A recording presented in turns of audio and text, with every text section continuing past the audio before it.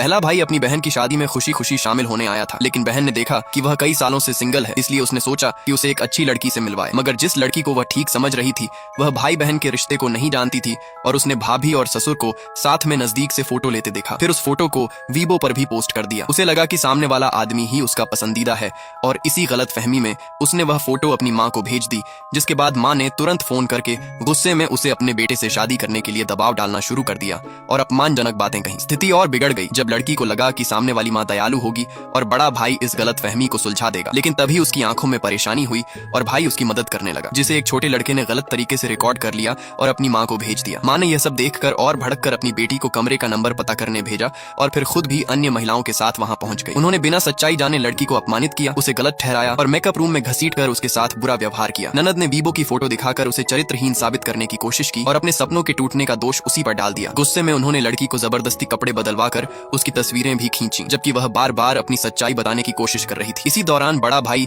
अपनी बहन की बालियां देने वहां पहुंचा, लेकिन लड़की को उसके रिश्ते पर भरोसा नहीं हुआ और उसे फिर से पकड़ा गया और मारने की कोशिश की गई। तभी भाई अंदर आया और स्थिति को देखकर चौंक गया, लेकिन वहां मौजूद लोग अब भी सच्चाई समझने के बजाय लड़की पर आरोप लगाते रहे। इसके बाद मामला और गंभीर हो गया जब लड़की पर झूठे आरोप लगाए गए कि वह अमीर आदमी के साथ संबंध बनाकर फायदा उठाना चाहती है। उसे सबके सामने बेइज्जत करने की बात होने लगी और यहाँ तक कहा गया कि वह परिवार को धोखा दे रही है। जब ब्लैक गोल्ड कार्ड और महंगे कॉन्ट्रैक्ट की बात सामने आई तो लोगों ने मान लिया कि वह गलत तरीके से यह सब हासिल कर रही है। लड़की ने बार बार अपनी सफाई दी, लेकिन किसी ने उस पर विश्वास नहीं किया। परिवार के लोग उसे धमकाने लगे, उसे कार्ड और कॉन्ट्रैक्ट छीनने की कोशिश करने लगे और उसे नीचा दिखाने का कोई मौका नहीं छोड़ा। माहौल इतना बिगड़ गया कि हिंसा तक की बात होने लगी। लड़की को यह एहसास हुआ कि जिस व्यक्ति पर वह भरोसा करती थी वह भी उसके साथ नहीं है।